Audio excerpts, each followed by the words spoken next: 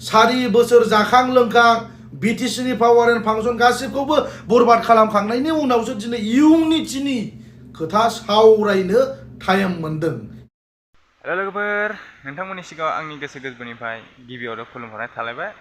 लोगोफोर, नोंथांमोननिसिम आं मोनसे गोदान भिडिअ लाना फैलायबाय लोगोफोर। बे भिडिअआनो जाहैबाय लोगोफोर, नैबे जोंनि दा सोलिफुबाय थानाय राजनितिकनि बागै बा फैबाय थानाय इलेक्सननि बागै जोंनि बर' हारिनि गेजेराव जा मोननै दोलो दं, बै दोलोआ जा मोननै राजनितिक सोलिगासिनो दं बा मोननै पार्टी, बे पार्टीनि गेजेराव जेनेबा जोंनि UPPL पार्टी आरो BPF पार्टी, बे मोननैनि गेजेराव जाबायदि हिंसा, जाबायदि दसिलायनाय, बैफोरबायदि बाथ्रा बुंलायनायफोरा बारानिफ्राय बारा जानायखौ जों नुनो मोनगासिनो दं लोगोफोर। दा बेनि गेजेरावनो गमामायैनो जुदि बिथांमोना बर' हारिखौ मोजाङै बा मोजांनि सायाव लाबोनोबा बा खौसेनि गेजेराव लाबोनोबा बिथांमोना माबायदि खामानि मावलांनांगोन, एबा बिसोरनि गेजेराव जुदि हारिखौ फोथांनानै लाखिनोबा बिथांमोना जिबायदि खामानि मावनांगोन, बैफोरो जेनेबा बिसोरनि गेजेराव बा हिंसा बुंलायनाय बा बिसोरनि नासयलायनाय, बैफोरबायदि रावा ओंखारनांगौआ गोनांथि नङामोन लोगोफोर। बेनि गेजेरावनो बैफोर जि सोलिबाय थानाय बा दा सोलिफुबाय थानाय जाथायफोरखौ लानानै जोंनिनो बिथां गेरेमसा सार बिथाङा मा मोजां मोजां पइन्टखौ लानानै बाथ्रा फोरमायदों लोगोफोर। बैफोर बाथ्राखौ नोंथांमोना फार्स्टनिफ्राय जोबजासे मोजाङै भिडिअखौ स्किप खालामालासे नायोबा नोंथांमोना बिनि मेन पइन्टखौ बुजिनो हागोन लोगोफोर। नोंथांमोना गासैखौबो आङो भिडिअखौ स्किप खालामालासे नायलांजोबगोन होननानै आङो आसा फारिनाय थाबाय लोगोफोर।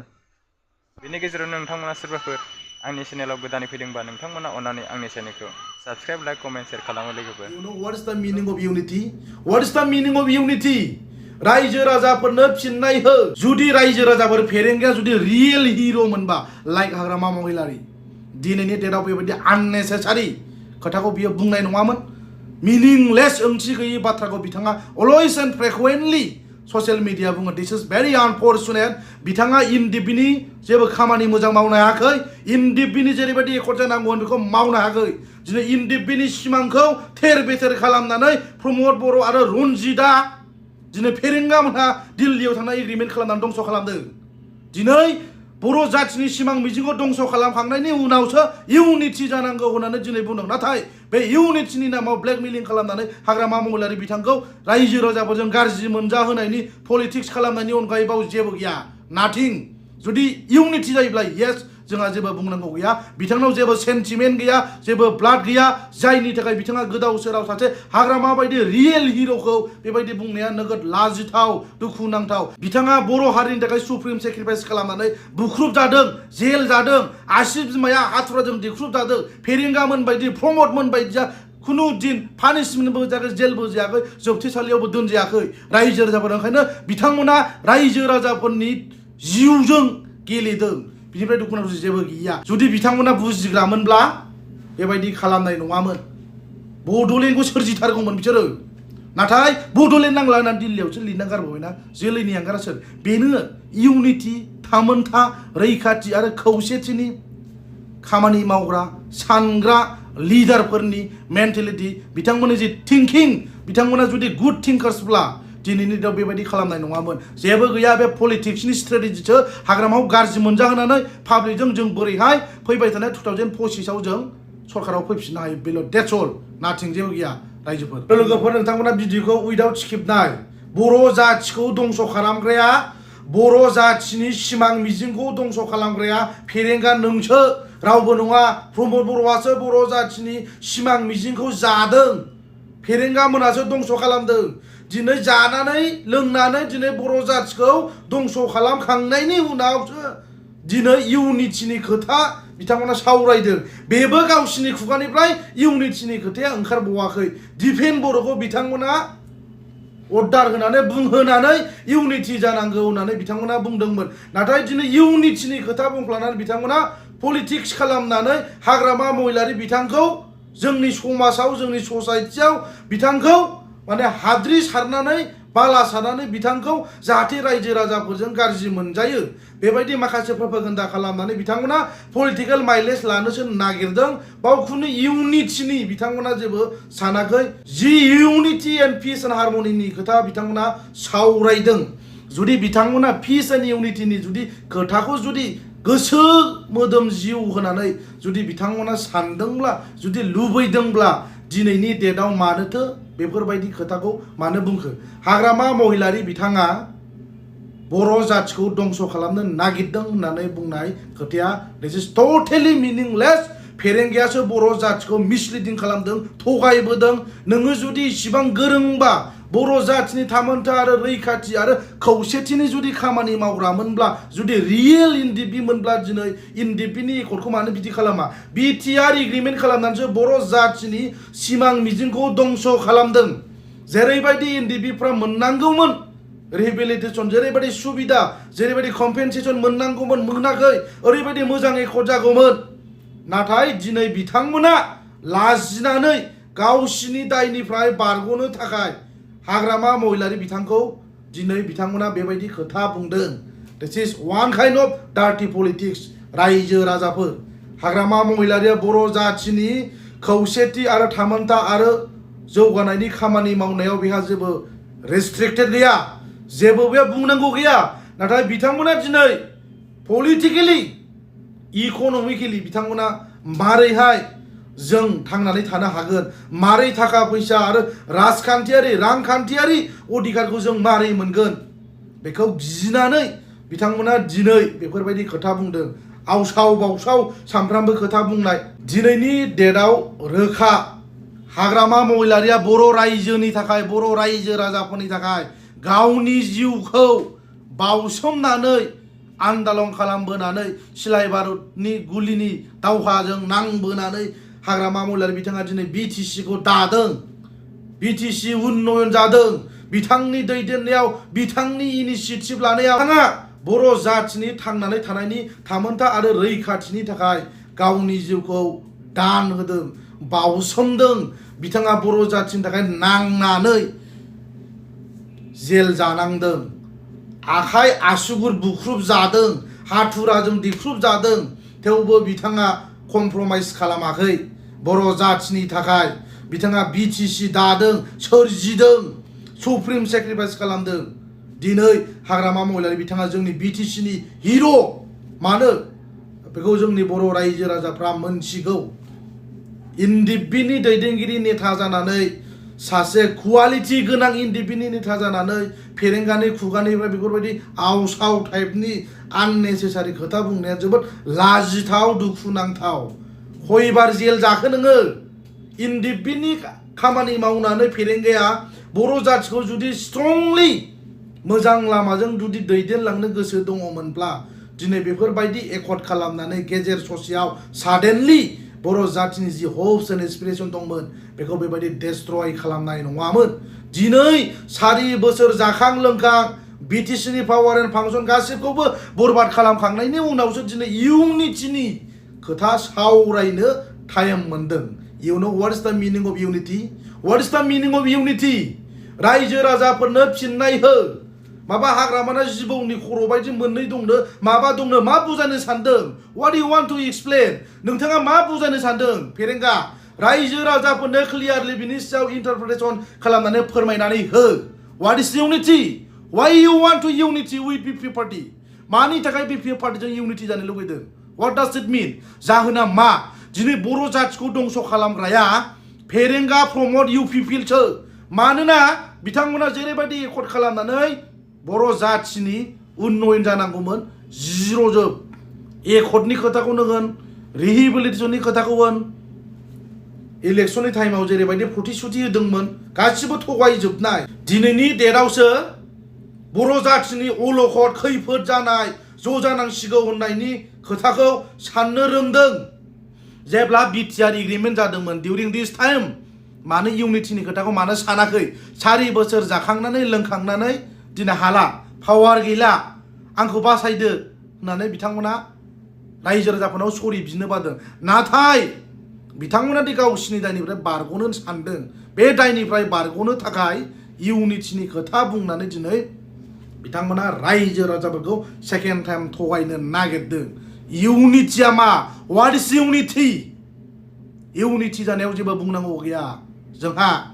बाट दिनैनि डेटआव इउनिटिनि खोथा बुंनानै पलिटिक्स खालामनानै हाग्रामा महिलारि बिथांखौ रायजो राजाफोरनि गेजेराव नंखाय इलिगेसन लाबोनानै बिथांखौ गाज्रि मोनहोनायनि बिथांमोना स्ट्रेटेजि खालामनानै दिनै इउनिटिनि खोथा बुंदों। इउनिटिया मा खोन्थादो? जुदि इउनिटि जानायखौ लुबैदोंब्ला सावरायदो थाबैनो। पावार हांग्रि जानानै जेबो लाब गैया। सिदा खोथा, बर' जाथिनि थामोनथा आरो रैखाथिनि थाखाय नोंसोरो जुदि खामानि मावग्रामोनब्ला बै टाइमावनो एकर्ड जानाय टाइमावनो नोंथांमोना इउनिटि जागौमोन, सावरायगौमोन।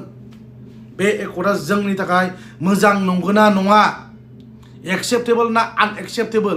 जोंनि बर'नि दैदेनगिरि लिडारफोरजों मानो UPPL नि दैदेनगिरि फेरेंगा मोना मानो सावरायाखै? दिनैसो फैयै फैनानै ग्रेजुवेलि दिनै बिथांमोना हमदांनो हाबाय जि what is BTR agreement, BTR एग्रिमेन्टआ मा एकर्ड, बेखौ दिनै बिथांमोना हमदांनो हाबाय। जायनि थाखाय बिथांमोना दिनै इउनिटिनि खोथाखौ बुंदों। मानि थाखाय बे इउनिटिनि खोथाखौ बुंदों? टुडे आइ विल टेल इउ। बिथांमोना इउनिटिनि खोथा बुङाबानो पलिटिकेलि बिथांमोना मार्डार जाबाय। बिनि थाखाय फैबाय थानाय जि BTC इलेक्शन, जि आपकामिं BTC निर्वाचन, बावहाय मारै UPPLआ स्ट्रेटेजि खालामनानै हाग्रामा महिलारि बिथांखौ मारै फेजेननो हायो? बिथांमोना इउनिटिनि नाम लानानैसो दिनै बेबायदि ससियेल मिडियायाव नंखाय इलिगेसन लाबोनानै हाग्रामा महिलारि बिथाङानो इउनिटि जानायखौ लुगैया, बर' हारिनि गेजेराव ज' जानाय खौसेथिखौ लुबैया होननानै बिथांमोना हाग्रामा महिलारि बिथांखौ दाय फोनांनो नागिरदों। ओंखायनो जोंनि रायजो राजाफ्रा कनसियास जा। हाग्रामा महिलारिया बर' जाथिनि सुप्रिम सेक्रिफाइस खालामनानै गावनि बे आसुगुर आसि बिमाया हाथुराजों देख्रुब जानानै दिनैसिमबो गेद्दा जानानै दङ। फेरेंगाया खयबार हाथुराजों देख्रुब जाखो? इनडिपिनि टाइमाव खयबार जेल जाखो? बिनि फिननायखौ रायजोफोरनो होदो। फेरेंगाया जुदि सुप्रिम सेक्रिफाइस खालामनाय जुदि दैदेनगिरि नेतामोनबा दिनैनि डेटआव बेबायदि आननेसेसारि खोथा बुंनाय नङामोन। बेखौ रायजो राजाफ्रा गोसोआव लानाया मोजां।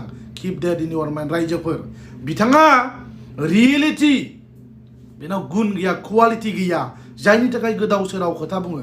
हाग्रामा महिलारि बिथाङा बर' जाथिनि थाखाय सुप्रिम सेक्रिफाइस खालामनानै फुरा हाग्रामा महिलारि बिथाङा बर' जाथिनि थाखाय नांनानै थाम्फै अरजादों, जेलाव दोनजादों, आखाइ आथिं बुख्रुब जादों, पानिशमेन्ट मोनदों। नाथाय फेरेंगा बायदि मानसिया खयबार पानिशमेन्ट मोनखो?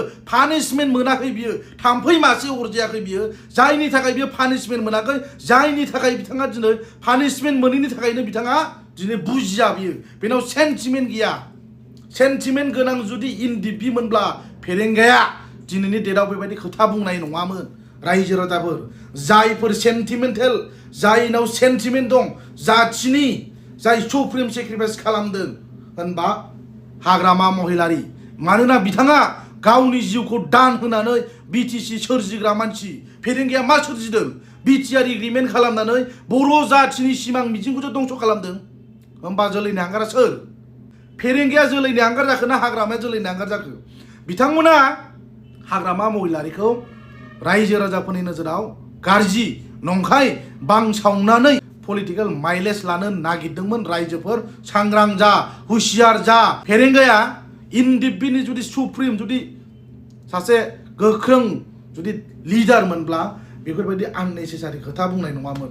दिनैसिमबो बिथाङा हाथुराजोंबो बुख्रुब जायाखै, जेलबो जायाखै, बुजायाखैबो, थाम्फै मासेबो अरजायाखै। ओंखायनो बुजिया बियो। सुप्रिम सेक्रिफाइसआ माखौ होनो बेखौ बुजिया बियो। हाग्रामा महिलारिनि जि अबदान, BTCआव बिलटिफोरनि जि अबदान, सुप्रिम सेक्रिफाइस खालामनानै BTCखौ सोरजिदों। जुदि बिथांमोना गावसिनि जिउखौ बावसोमनानै जुदि खामानि मावामोनब्ला दिनैनि डेटआव बे BTC ओनसोलाव, जोंनि ओनसोलाव हाग्रामा महिलारि बिथांनि नाजानायाव, बिलटिफोरनि नाजानायाव दिनै गोबां सुप्रिम सेक्रिफाइस खालामनायनि गेजेरजों BTCखौ दानो हादों। नाथाय रायजोफोर, BTR एग्रिमेन्ट खालामनानै BTCनि पावार एन्ड फांसनखौ दंस' खालामनाय, बर' जाथिनि गोजामसिन दाबि बड'लेण्ड बेखौबो दिल्लीयाव नांलानानै लिरनानै गारबोबाय हा सानदो होमबा रायजोफोर सोर जाखो जोलैनि हांगारा दिस इज भेरि आनफर्चुनेट दुखुनांथाव लाजिथाव ओंखायनो जोंनि बर' रायजो राजाफ्रा सांग्रां जा दिनैनि डेटआव जुदि फेरेंगाया जुदि सेन्टिमेन्ट गोनांमोनब्ला बेफोरबायदि आननेसासारि मिनिंलेस खोथाखौ बुङामोन हाग्रा बारियाव थाहैलाबायबाय हा गोदाव सोराव थाहैलाबायबाय बोरैबा EM जाफैबाय दा दुगा फेरेंगानाव जेबो सिमां गैया जेबो आइडियोल'जि गैया फेरेंगाया जाहैबाय सासे ओरैबायदि मानसि रायजोफोर हाग्रा बारियाव थांलाबायबाय बर' जाथिनि आन्दोलनखारि होननानै गावखौ बुंनानै लाबाय सुप्रिम सेक्रिफाइस खालामनानै बुंनानै लाबाय जुदि बे सेन्टिमेन्टेलब्ला जुदि सेन्टिमेन्ट दङमोनब्ला इन्डिपेन्डेन्टनि आरो बर' जाथिनि गांनाय उखैनायखौ जुदि बुजिग्रा मानसिमोनब्ला फेरेंगाया बेबायदि खोथा बुंनाय नङामोन बेनाव जेबो सेन्टिमेन्ट गैया रायजो राजानि ब्लाड गैया रायजोफोर जायनि थाखाय बिथाङा आननेसेसारि गोदाव सोराव खोथा बुङो हाग्रामाया जेरैबायदि सुप्रिम सेक्रिफाइस खालामदों फेरेंगाया बिदि खालामाखै रायजोफोर बुजायाखै खनसेबो रायजो राजाफोर पानिशमेन्टबो होजायाखै जेलबो जायाखै थाम्फैबो अरजायाखै बियो गोदाव सोराव हाग्रायाव थांबाय बर' जाथिनि खामानि मावदों होनना लाहैबाय फैलाबायबाय एकर्डआ जाबाय EM जाबाय बेनोसै आरो बेनो लास्ट फेरेंगा आरो बेबायदि आननेसेसारि खोथा बुंनायनिफ्राय गोजानाव थानांगौ जोंनि बर' रायजो राजाफोरखौ मिसलिडिं खालामनो नाङा बेखौ हले गोसोआव ला नोंथाङा जुदि बर' जाथिनि ब्लाड सेन्टिमेन्ट दङब्ला मानो रियेलिटि खोथाखौ मानो फोरमायना होनो हायाखै हो BTCआ मा BTRआ मा What are the differentiation between BTC and BTR agreement? रायजो राजाफोरनो ब्रडलि बिनि सायाव एक्सप्लेनेसन हो एक्सप्रेस खालामनानै हो What does it mean? जाहोना मा जायनि थाखाय दिनै जोंनि बर' रायजो राजाफ्रा कनफिउज गुलाय गुजाय थासारियाव दं दिनै सोरबा हाग्रामा महिलारि बिथांखौ दाय होबा जाया हाग्रामा महिलारिया जाबाय जोंनि बर' रायजो राजानि थाखाय गोबां खामानि मावदों उन्नयन खामानि मावदों BTC सोरजिदों BTC एकर्ड खालामनायनि सिगाङाव जेबो गैयामोन There is nothing emptiness हाग्रामाया जाहैबाय बर' जाथिनि रियेल हिर' रियेल फ्रिडम फाइटार हाग्रामा महिलारि बिथांखौ बेबायदि बुंनो समाया नोंसिनि BTR एग्रिमेन्टआ फ्लपसो फेरेंगा नोंसोर रियेल फ्रिडम फाइटार नङा नों रियेल फ्रिडम फाइटार नङा नामावल' we are real freedom fighter होनना बुंबा जाया you are not a freedom fighter बुजिबाय लाजिनांगौ जुदि रियेल जुदि हिर' मोनब्ला जुदि रियेल फ्रिडम फाइटार मोनब्ला फेरेंगा मानोथो बेबायदि एकर्डखौ मानोथो फ्लप खालामखो मानो खालामखो दिनै बे दायनिफ्राय बारग'नो थाखाय रायजो राजाफोरखौ इउनिटिनि खोथा बुंदों इउनिटिनि मिनिंखौ फेरेंगाया बुजिया What is the meaning of unity? You know? जुदि नोंथाङा मोनथियोबा फोरमायना हो मानो एकर्ड खालामखो मा जाहोननि थाखाय बर' जाथिया मा सिमां मिजिं दंमोन मानि थाखाय इन्डिबि आफादखौ दानानै हाग्रा बंग्रा थांनानै मानो जोंनि बर' लाइमोनफ्रा इउथफ्रा मानो जिउ गोमानांगौ जाखो जाहोना मा आलादा रायजो सेपारेटसोमोन ना स्टेटहुड बर' जाथिनि सिमांखौ मोगथां महर खालामनायसोमोन दिनै प्रमद बर'जों मानो थगायजाखो नोंसिनि जि BTR एग्रिमेन्ट प्रमद बर'नि जि फेरेंगानि जि एग्रिमेन्ट जाहैबाय time pass agreement flop accord बियो हा दिनै सिस्टेमेटिकेलि दिनै जेरैबायदि खामानि जानांगौमोन जेरैबायदि डेभेलप जानांगौमोन बे जेबो जायाखै बिनिफ्राय दुखुनांथावसो आरो मा थानो आरो दिनैसो पावार फांसन जोबखांनायनि उनाव इउनिटिनि खोथा सावरायनाया बेसेबां दुखुनांथाव लाजिथाव बर' जाथिखौ दंस' खालामग्राया सोर प्रमद बर' फेरेंगा आरो UPPL पार्टी मानो दिनै बिथांमोना जुदि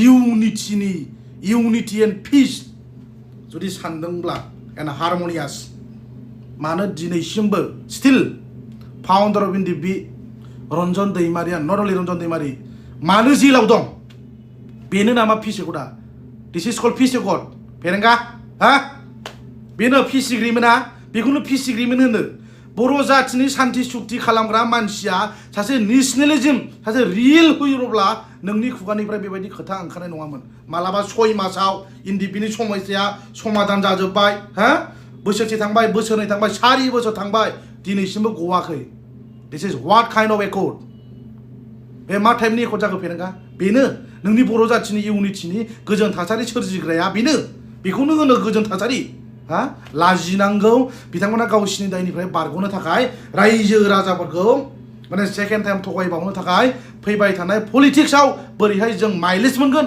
बिनि थाखायसो स्ट्रेटेजि खालामदों इउनिटि जुदि जायोब्ला येस जों वेलकाम खालामो जा जोंहा बाव बुंनांगौ जेबो गैया आरो दिनैनि डेटआव हाग्रामा महिलारिखौ बारसिनदों इलिगेसन लाबोदों हाग्रामाया जोलैनि हांगार बर' जाथिनि उन्नयननि खौसेथिनि थामोनथा आरो रैखाथिखौ बिथाङा साना होननानै रायजो राजाफोरनि गेजेराव बिथांखौ माने बांसावनानै माने पलिटिकेलि बिथांखौ दंस आरो फोजोबनो नागिरनाय बे पलिटिक्ससो बाव जेबो गैया बाव इन्टारनेलि इउनिटिनि जेबो मिनिं गैया बाव जेबो पारपस गैया जेबो गैया just time pass unity unity unity इउनिटिनि खोथाल' बुंदों बिथांमोना इउनिटिया मा बेखौनो बुजिया इउनिटिया माखौ होनो बेखौनो फेरेंगिया बुजिया रायजोफोर ओरैनो इउनिटिनिल' खोथा बुंदों इउनिटिया मा बुजिया रायजोफोर